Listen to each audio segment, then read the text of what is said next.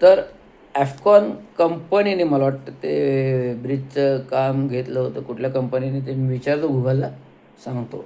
नक्की काय ॲफकॉन कंपनीच असेल किंवा नसेलही किंवा असेलही असं होऊ शकतं.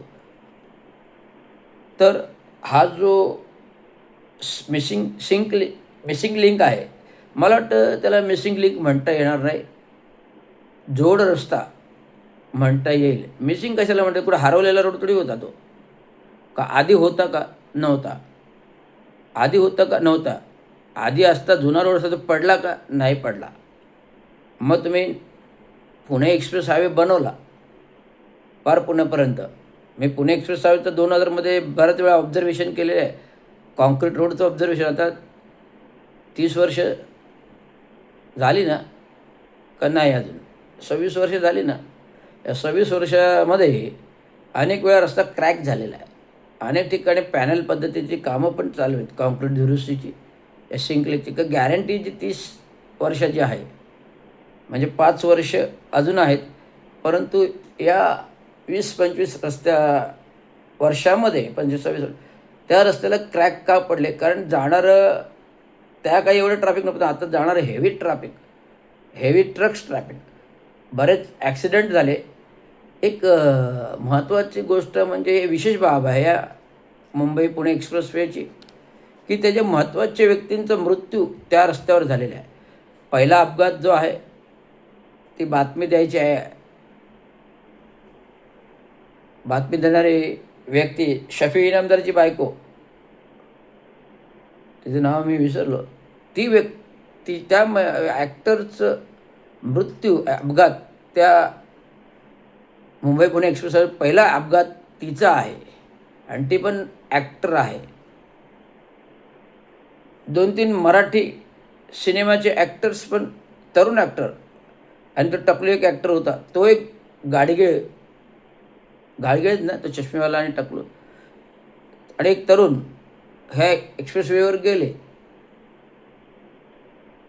अनेक राजकीय नेता नुकतेच 2-3 वर्षापूर्वी मेटेंचा पण अपघात एक्सप्रेसवेवर आहे. म्हणजे महत्त्व आहे.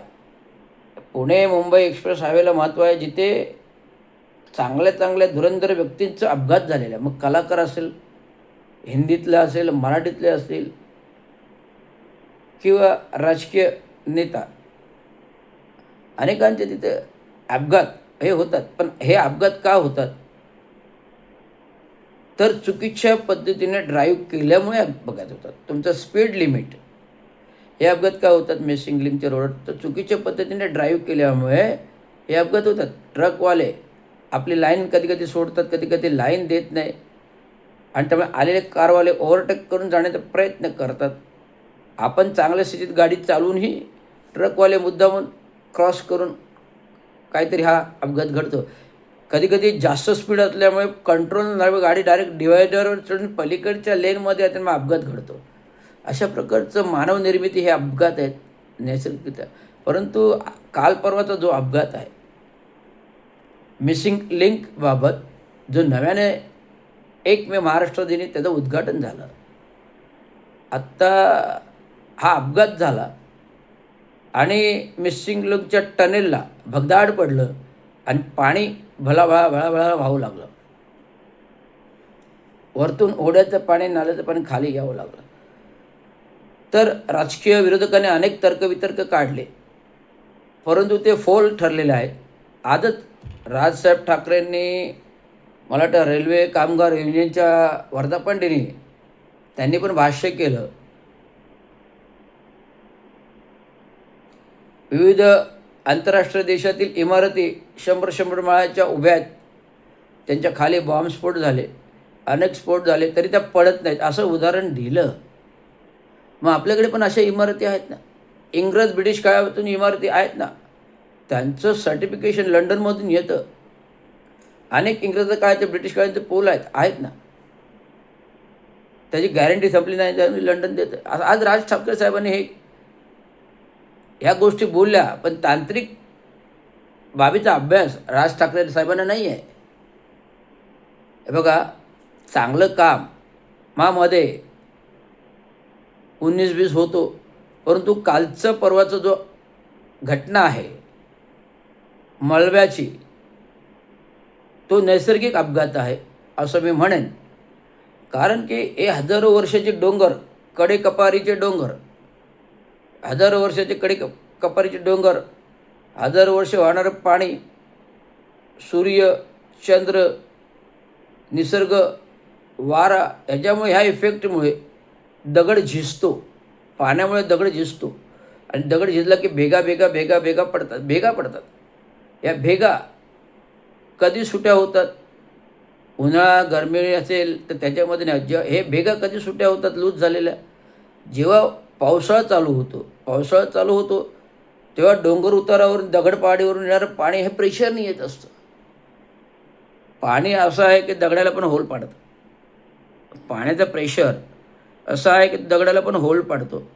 त्यामुळे येणाऱ्या डोंगर उताराचं प्रेशरचं पाणी, जो मिसिंग लिंकचं टनेल बांधलेलं आहे त्याच्यावरचं पहाडीवरचं पाणी सतत पडून जे छिद्र, जे भेगा असलेल्या कपारी जाऊन तो मलबा कोसळला, तो मिसिंग लिंकच्या टनेलवर ते कोसळला.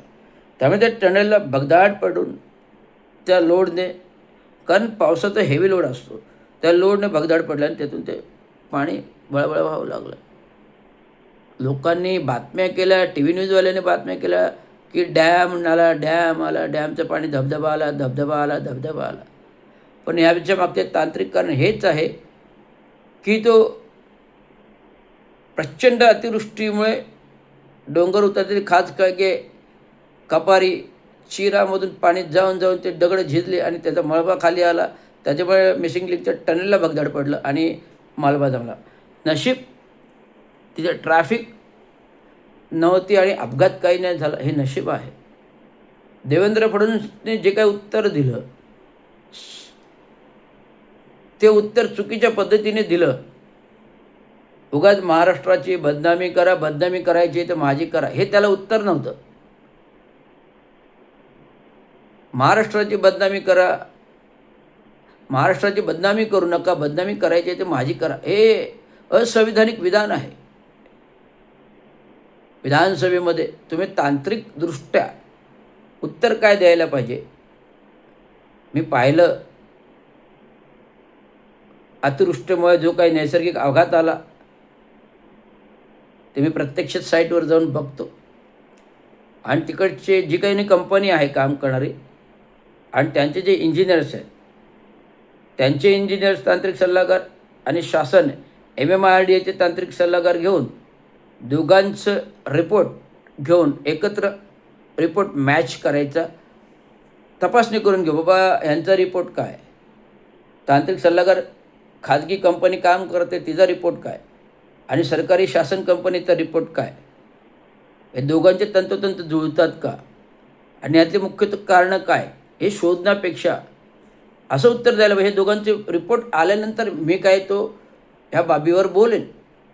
तोपर्यंत तात्काळ कंपनीला आम्ही सूचना आदेश दिलेत की जे काही मलबा आला गेला त्याच्यामध्ये तात्काळ रेक्टिफिकेशन दुरुस्ती करून घ्या. अशा प्रकारचं विधान तांत्रिकदृष्ट्या द्यायला पाहिजे होतं. परंतु तसं न देता महाराष्ट्राला बदनाम करू नका, मला बदनाम करा, मी एकेकाला बघून घेईन, हे मुख्यमंत्र्यांना संविधानिक विधान वाटत नाही. म्हणून मी तुम्हाला हे तांत्रिक कारण दिलं आणि हे तांत्रिक कारण हे माझ्याकडे गाईड आहे, RCC डिझाईनचं गाईड. हे बघा, हे RCC डिझाईनचं गाईड आहे. आता तुम्हाला जे काही उत्तर दिलं हे या पुस्तकामध्ये आहे. या पुस्तकामध्ये सगळेच सोल्युशन्स आहेत. हे बघा, हे हिल साईड अबॅकमेंट आहेत आणि येणारं पाणी हे अशा प्रकारे टप्प्याटप्प्याने हिली पोर्शनला जेव्हा पाणी येत असेल पहाडीवरून तो पाण्याचा प्रेशर कमी करण्यासाठी त्याला टप्प्याटप्प्याने बांधायला पाहिजे, टप्प्याटप्प्याने बांधायला पाहिजे. आता मी ज्यावेळेस नाले विभागामध्ये प्रकल्पीय काम केलं, मी आत्ताच मला वाटतं 18-19ला मुंब्रा पारसिक दत्तवाडी, आत्माराम चौक, मुंब्रा पारसिक आत्माराम दत्तवाडी पुढे गेला की डोंगर उतारावरून एक नाला येतो. डोंगर उतारावरून एक नाला येतो, कच्चा नाला होता.